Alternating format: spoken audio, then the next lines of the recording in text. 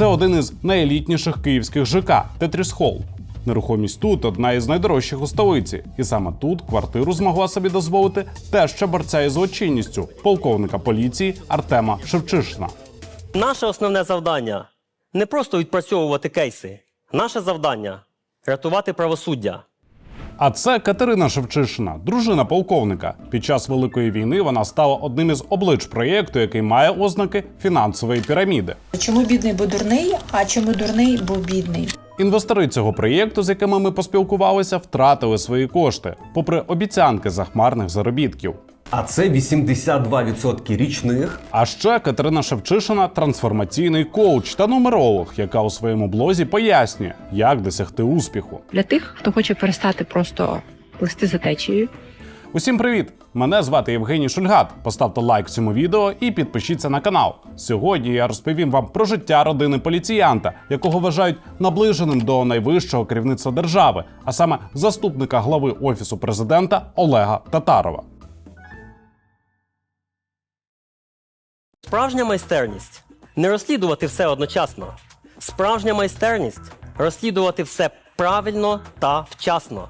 Це заступник керівника Головного слідчого управління Нацполіції Артем Шевчишин. Йому 38 років і він полковник, а ще науковець, професор у Національній академії внутрішніх справ.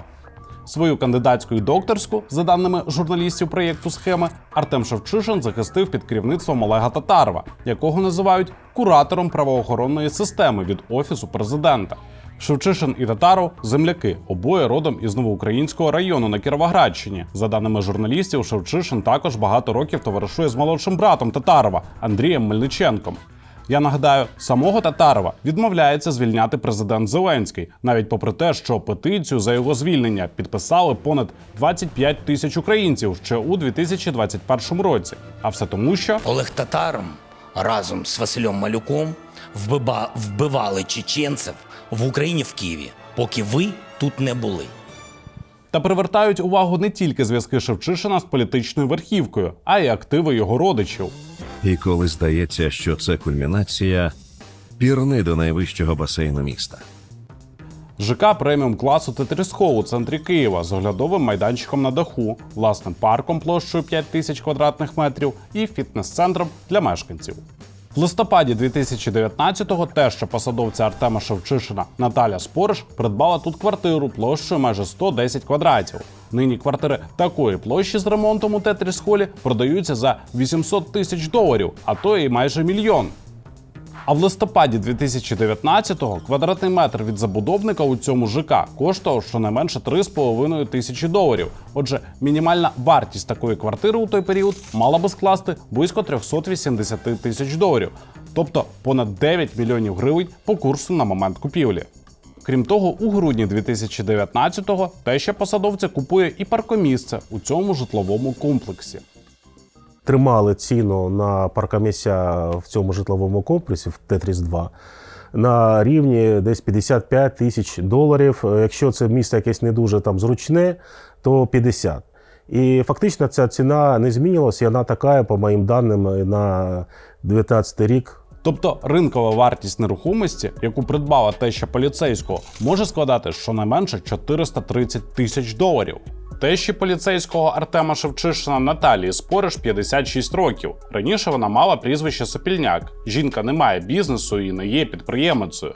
Серед підписів її контакту у телефонах інших людей є підпис «Наташа Ліцей». І людина з таким же ім'ям працювала вчителькою у Бориспільському ліцеї. Ми зателефонували у ліцей, де нам підтвердили, що Наталія Михайлівна працювала в ліцеї вчителькою української мови та літератури, але звільнилася до початку повномасштабного вторгнення. Звідки ж у вчительки гроші на квартиру у люксовому ЖК? Невідомо. Донька із зятем поліцейським навряд їй могли допомогти. Роком раніше перед покупкою квартири у них було лише 257 тисяч гривень заощаджень. Це у 36 разів менше за ринкову вартість квартири. Якщо цей злочин турбує суспільство, реагувати потрібно миттєво. Відповідно до декларації посадовця, вони з дружиною Катериною Шевчишиною мешкають у квартирі його матері у цьому будинку на лівому березі Києва. Однак нам вдалося з'ясувати, що дружина посадовця щонайменше періодично буває у Тетріс Холлі, де нерухомість належить її матері. У лютому 2025 року жінка публікує фото, де сидить на сходах, дуже схожих на сходи у холі цього ЖК. А ось Катерина Шевчишина в листопаді 2024-го публікує знімок, на якому поруч з нею скло із виразними шайбами, які тримають конструкцію. Саме таке скло із такими шайбами можна побачити на оглядовому майданчику Тетріс-хола. А ще з 2022 року Катерина Шевчишина є учасницею групи в Телеграмі під назвою OLX Tetris Hall. Тут публікують оголошення, пов'язані з Тетріс-холом: оренда, купівля-продаж нерухомості, дизайн інтер'єру, послуги з прибирання або хімчистки. Тож чи може це вказувати на те, що саме подружжя Шевчишиних користуються нерухомістю у цьому елітному ЖК? У відповідь на наше запитання про те, звідки у тещі вчительки гроші на люксову квартиру, Артем Шевчишин повідомив наступне. Мені відомо, доходи тещі, які були використані на придбання нерухомості, складалися не лише із заробітної платні, а й отримані з інших джерел, у тому числі від продажу майна. Та ми не знайшли у власності тещі поліціянта Наталії Спориш жодного майна, від продажу якого вона могла б отримати достатньо грошей для купівлі квартири у Тетріс-холі. Наприклад, жінці належала квартира у старому будинку в Броварах, що в 2013 році вона подарувала її доньці, а у 2018 році квартиру продали приблизно за $37 тисяч. Це менше навіть за ринкову вартість паркомісця у преміальному ЖК Тетріс-хол. Щодо користування нерухомістю у цьому елітному ЖК, Шевчишин відповів: Уся інформація, яка підлягає декларуванню та стосується користування майном, мною відображається у відповідних деклараціях. За день до виходу цього матеріалу Артем Шевчишин подав нову декларацію, і у ній він вказав, що його родина проживає у Тетріс-холі з початку 2025 року. Дружині Артема Шевчишина, Катерині, 37 років. Колись вона працювала слідчою, потім отримала свідоцтво адвоката. У квітні 2023-го відкрила ФОП, основна спеціалізація – медична практика, серед додаткових – надання інформаційних послуг. З квітня 2023 по кінець 2024, за даними декларації правоохоронця, Катерина Шевчишина заробила понад 8 мільйонів гривень як підприємиця. Отже, її середньомісячний дохід міг складати близько 400 тисяч гривень. Тебе бісять успішні люди? Зараз я тобі розкажу. Жінка веде інстаграм та позиціонує себе як психолог і коуч. Я Катерина Шевчишина, психолог, трансформаційний коуч, НЛП-практик, нумеролог. Зокрема, вона має сертифікат за напрямом Таро та ведична нумерологія, сертифікат трансформаційного коуча, а також сертифікат НЛП-практика. Серед іншого, Шевчишина розповідає про таке. Польща блокує розвиток народжених ось в ці числа. Ті, хто народився 3, 12 або 21 числа, вас блокує втеча від глибини. Обіцяє, що допоможе побачити код фінансового успіху. Є один код у вашій даті народження, який або притягує гроші, або тихенько блокує їх. Можна було б подумати, що дружина посадовця відома та успішна практикиня альтернативних підходів. Та попри 1500 підписників в інстаграмі, її дописи зазвичай набирають лише близько 10 вподобань. А прайс на її послуги стартує з відносно скромних сум. Дослідження родових завдань – 300 гривень. Глибокий аналіз особистої життєвої місії – 450 гривень. Виявлення ключів до фінансового потоку та добробуту – 500 гривень. Особиста консультація – $120. Мені дуже важко уявити, що там за послуги з нумерології і так далі людина, яка не має там якоїсь такої високої популярності, може легально, це радше виключні випадки, знову ж таки, мати такі доходи. І це предмет для того, щоб ретельно перевірити. І це може бути навіть в рамках кримінального провадження, коли там є ознаки якогось відмивання грошей. Паралельно Катерина Шевчишина займається науковою діяльністю. Вона кандидатка юридичних наук, а ще з навчання шахрайських схем з криптовалютою. Має відповідний досвід у цій сфері, як теоретичний, так і практичний. Ось її наукова стаття про криптошахрайство. Текст опублікований 28 квітня 2023 року у науковому збірнику конференції МВС. У ньому Катерина Шевчишина звертає увагу на поширені шахрайські схеми з криптовалютою. Одна з них – шахрайство у сфері соціальної інженерії. Також Катерина Шевчишина приходить до висновку, що система криптовалют досить молода і неврегульована, а це дозволяє витягнути важко зароблені гроші, обіцяючи привабливі, але нереальні прибутки. Через півроку після оприлюднення цієї своєї наукової статті Катерина Шевчишина стає обличчям фінансового проєкту FANSI, який має ознаки фінансової піраміди, у яку потрібно було інвестувати саме криптовалюту. Ось тут, наприклад, Шевчишина серед тих, хто промотував, тобто просував проєкт. Проєкт позиціонував себе так. FANSI – це соціальна мережа, яка допоможе контент-мейкерам монетизувати свій контент і отримувати стабільний дохід. Красиві презентації, голослівні обіцянки про надвисокі прибутки і зіркові гості на офлайн-зустрічі. А в результаті FANSI закрився, а інвестори залишилися ні з чим. Тоді, у 2023-му, промоутери проєкту переконували, що FANSI вже зовсім скоро стане популярною соціальною мережею, у якій люди платитимуть іншим за контент, а отже в неї необхідно інвестувати якнайшвидше. Поэтому вот буквально есть 3 месяца для того, чтобы заскочить в это окно и получать 365 дней фиксированную ставку в доллар. Уже сюда зайдет там первые 200-300 тысяч пользователей. Пропонували інвестувати криптовалюту, обмінюючи її на внутрішні токени соціальної мережі. Інвесторам обіцяли дуже високий дохід. Ось, наприклад, як вказано в одній із презентацій FANSI, при інвестиції у $100 тисяч за рік людина нібито мала би заробити більше 200 тисяч. Розміщуйте кошти в стейкінг-пулі FANSI і заробляйте від 0,5% на день протягом року. Ще одна ключова ідея проєкту – залучення якомога більшої кількості інших користувачів. Для цього навіть розробили спеціальну інструкцію. Делаем 10 контактов в день. Общаемся с теми, кто получил первичную информацию. Делаем репосты в соцсети. Пишем план на завтра. Представники FANSI обіцяли винагороду за нових учасників. Чим більше коштів інвестує користувач і люди, яких він привів, тим вищий ранг він отримає, і тим більші виплати йому обіцяли.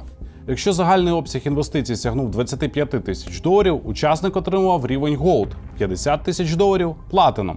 Прямо як дружина полковника поліції. Про інвестиційні успіхи Катерини Шевчишиної писали прямо у телеграмі спільноти FANSI. Кому належить проєкт FANSI, насправді невідомо. Та давайте трохи поговоримо про роль Катерини Шевчишиної у його розвитку. Її не лише вітали з отриманням нових рівнів за її інвестиційні успіхи. Вона була дописувачкою у чаті спільноти. Наприклад, пояснювала іншим користувачам, як вивести токени. Там, де розблокований баланс, є кнопка виводу, і вони доступні для виводу. Бонуси завжди розблоковані одразу після нарахування, і вивід доступний. А ще переконувала, що криптовалюта однозначно зайде на рахунок. До 1000 USDT швидко, якщо більша сума пише в очікуванні, необхідно чекати. При цьому, відповідно до декларацій полковника поліції, у його дружини немає жодного криптогаманця. Треба розуміти, що коли особа є там промоутером схеми певної із залученням криптогаманця, але сама не має цього криптогаманця, ну це вже підозріла історія. І в принципі цим би мало би займатися управління внутрішньої безпеки Національної поліції. Також, як учасниця промо-проєкту, жінка нібито отримала від FANSI iPhone 15, але у декларації жодних згадок про цей приз, фактично подарунок, немає. Тяжко допускаю такий сценарій, коли б він не знав про наявність у дружини останнього 15-го айфона чи якихось криптоактивів, зважаючи на те, що вона доволі публічна в цій діяльності. Крім того, Катерина Шевчишина прийшла на офлайн-зустріч інвесторів FANSI у Києві, яка відбулася у листопаді 2023-го. Сергій Казанін, шоумен з 95-го кварталу і давній знайомий президента Зеленського, вручив жінці подарунковий пакет.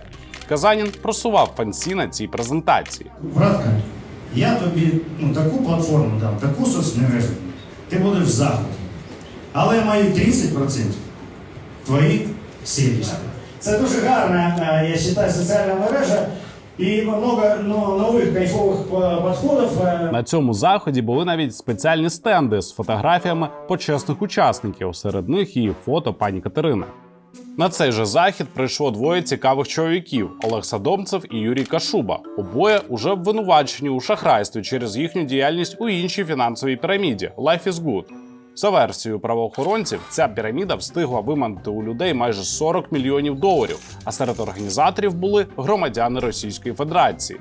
Схема діяла у різних країнах, зокрема і в Україні. Про це поліція та СБУ заявили у квітні 2023 року. Досудове розслідування тоді вело слідче управління Київської поліції, хоча провадження відкрила Служба безпеки. Тобто, коли Кашуба і Садомцев фігурували у розслідуванні щодо одного сумнівного фінансового проєкту, вони відвідували презентацію іншого – Фансі. При цьому обвинувачений нині Юрій Кашуба у справі Life is Good, як і Катерина Шевчишина, був обличчям Фансі. Він також отримав свій рівень у так званій соціальній мережі. А отже, виходить, що дружина заступника керівника головного слідчого управління поліції долучилася до проєкту, пов'язаного з особами, яких наразі обвинувачують у шахрайстві. І це шахрайство розслідувала поліція.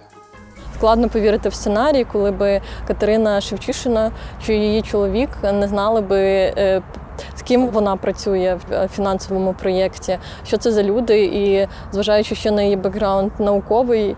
Повертаючись до соцмережі Фансі, яку просувала Катерина Шевчишина, ми називаємо проєкт сумнівним з огляду на вже озвучені аргументи. Але є ще один. Як ми вже згадували, проєкт закрився. Громадське знайшло кількох ошуканих інвесторів і поспілкувалося з ними анонімно. Гроші повернути нікому із опитаних нами людей не вдалося. Развод, хуйня. $1500 там висит, вывести нельзя. Скам-контора. До сих пор не могу вывести деньги. 2000.